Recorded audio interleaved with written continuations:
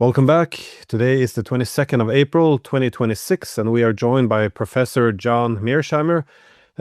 Thank you again for coming back on, my friend. It's always good to see you. Good to see you, Glenn, and glad to be back. So I'm trying to make a bit sense out of the U.S. strategy in the Iran war, because it seems to me that Trump was in a difficult spot and he needed an out. So he accepted the ceasefire conditioned on Iran's 10 points as starting point, at least for negotiations. Then he finally had it, but he then moves forth with this blockade on Iranian ports. And then there appears to be a sabotage of the Islamabad talks. I'm trying to make sense of this. I mean, was this only to get breathing space to rearm and regroup, or did the Israelis intervene to keep the war going, or is this just a unique style of diplomacy that Trump is pursuing? It is a unique form of diplomacy. There's no question about that. The fact is that the Israelis understand that up to this point in time, we've lost the war. We meaning the United States and Israel. We had a set of goals going into the war, 4 main goals, as you know: regime change, getting rid of Iran's nuclear enrichment capability, getting rid of their long-range missiles, and getting them to stop supporting Hamas, Hezbollah, and the Houthis. We failed on all counts. And on top of that, as everybody knows, the Iranians, who did not control the Strait of Hormuz before February 28th and did not have a toll booth located in the middle of it, now control the Strait of Hormuz and have a toll booth located right there. So the Iranians have won. From an Israeli point of view, this is a disastrous situation because the Israelis view Iran as an existential threat. You and I can disagree with the Israelis, but that doesn't matter. They think it's an existential threat. And of course, the lobby here in the United States goes along with Israel no matter what. So the end result is that Israel wants to continue the war. It's just very important to understand that. They want us to continue hammering away at Iran to try to beat them into submission. And if we don't beat them into submission, well, we'll just destroy them. Do what we did in Gaza to Iran. That's the Israeli view, and that's the Israel lobby's view. So let's talk about military leverage. My view is that any country has, any great power, I should say, has 3 levers that it can use, 3 military instruments that it can use to get what it wants, either through coercive purposes or by fighting the actual war. And 1 is air power, 2 is ground power or land power, and 3 is naval power. Those are the sort of 3 instruments that a state has. And we started the war on February 28th and waged it before the ceasefire, largely with air power. We struck Iran from the air, and we struck them with naval aircraft, but we didn't have a blockade on at that point in time. It was all about air power. And that air power campaign, Glenn, failed. And that's why you moved to a ceasefire. And that's why we can say today that up to this point, Iran has won the war. The air power campaign failed. And by the way, everybody knew, or let me put it differently, everybody should have known beforehand that air power alone was not going to defeat Iran. The historical record is clear here. So that's air power. Then there's ground power. And here we're talking about using ground forces for invading, for the purpose of invading Iran. This is not a serious option. First of all, we don't have many combat troops at all in the region. There's talk about 50,000 American troops in the region.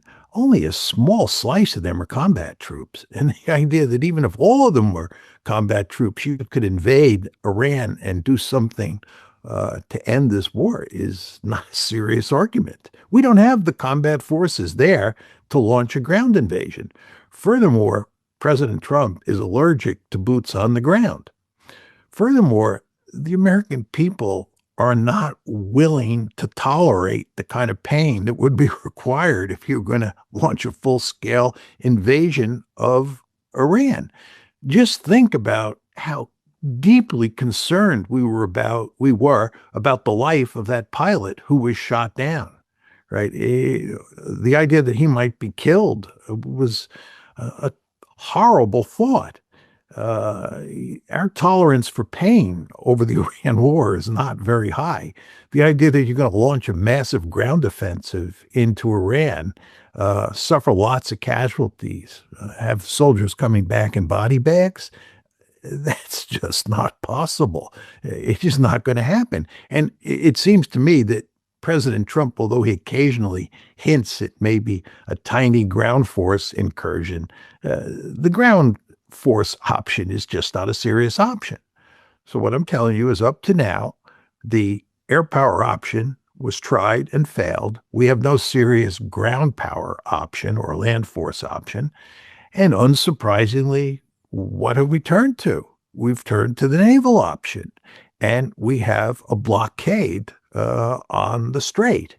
And furthermore, we're running around the world hunting down ships carrying Iranian oil way out in East Asia or Southwest Asia. And the question you have to ask yourself is whether or not you think this blockade is going to bring the Iranians to their knees. And I would say to you, first of all, Glenn, if the blockade is such a war-winning weapon, or is an effective war-winning weapon, why didn't we turn to it earlier? Why are we only turning to it now? And the answer is, it's not a war-winning weapon. First of all, I don't think the U.S. Navy can sustain a blockade for a long period of time. We have a limited number of ships. The wear and tear on our ships is enormous. I think a lot of ships, based on what I read, are getting through the blockade. We run the risk at some point that the Chinese will escort ships into the Strait of Hormuz, which will put us in a very difficult position, because then we'll have to face the fact that we might have to attack Chinese ships if we want to prevent those Iranian cargo ships or oil tankers from going into the Gulf. I mean, there's all sorts of trouble that one can imagine with this blockade. And I think, very importantly, what you saw today is that the Iranians have captured two ships in the Persian Gulf. They've seized two ships in retaliation for the two ships that we have seized. So they're playing tit for tat. Moreover, the Iranians have made it manifestly clear that if you want to come back to the bargaining table, you have to put an end to the blockade. So again, just to go back to where I started, you have these three great powers in the system now, right, who compete with each other in all sorts of different ways. And with regard to the U.S.-China conflict, from an American point of view, China is the principal threat. East Asia is the number one area of the world.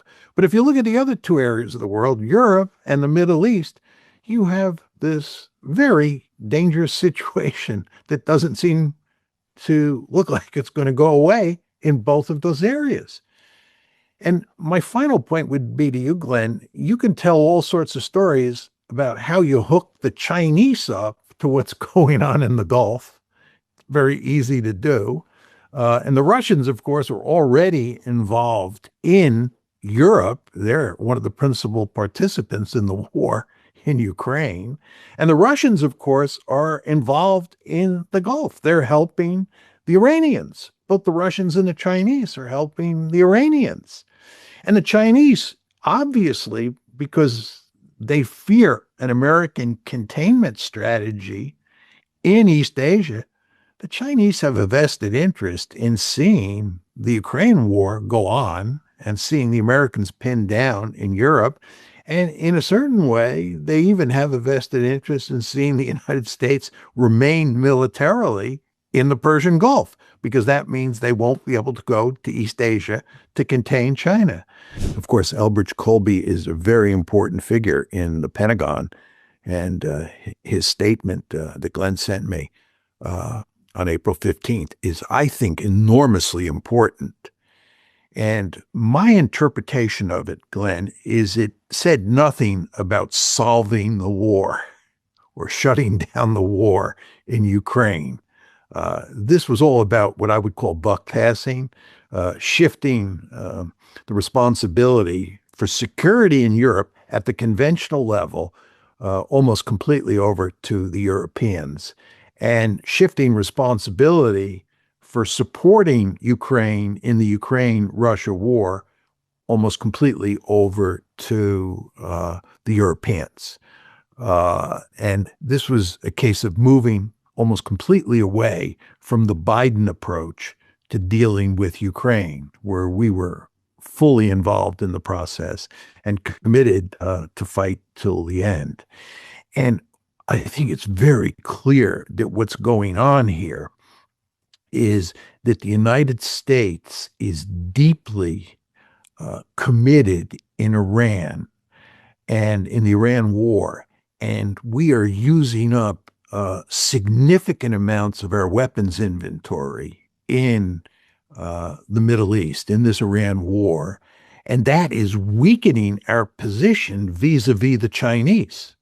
If you look at the numbers of THAAD missiles and Patriot missiles and smart bombs and Tomahawks that we've expended in Iran, and by the way, Glenn, just to get off the subject that we're talking about for 1 second, one of the reasons that President Trump does not want to start the bombing campaign again and start the war up, because it would involve Iran retaliating against Israel and the Gulf states, is that he would have to use up more of the American inventory of weapons. They don't want to use any more weapons than they have to in a future conflict in the war against Iran, right? So we have very powerful incentives not to start the war up again against Iran, because we have so depleted our inventory of weapons. And this has huge consequences for East Asia, where we're supposed to be in the process of containing China, the principal threat from the to the United States, right? So what Elbridge Colby is saying very clearly to the Europeans is, we can't provide the weapons anymore for you to give to the Ukrainians. You Europeans have to develop the necessary weapons, and you have to do it quickly for Ukraine. We can't do it because we have other responsibilities. So this is, I think, the Colby speech, a clear statement of the Americans divorcing themselves from Europe at the military level. It's basically saying to the Europeans, you deal with the Ukraine war. They're not saying you shut down the Ukraine war. In fact, I think the document reads like, we expect the war to go on, and that's hardly surprising. We failed to shut the war down. They're not going to shut the war down. In fact, they have no interest in shutting the war down. The Europeans want this war to go on forever and ever. And the end result is that Ukraine is going to have to be supplied with lots of weapons. And the question is, where are they going to get those weapons? And up to now, it's been pretty much a case where the Europeans buy the weapons from the United States and then give them to the Ukrainians. And what Colby is saying is, the cupboard's bare. There are no American weapons we can give you.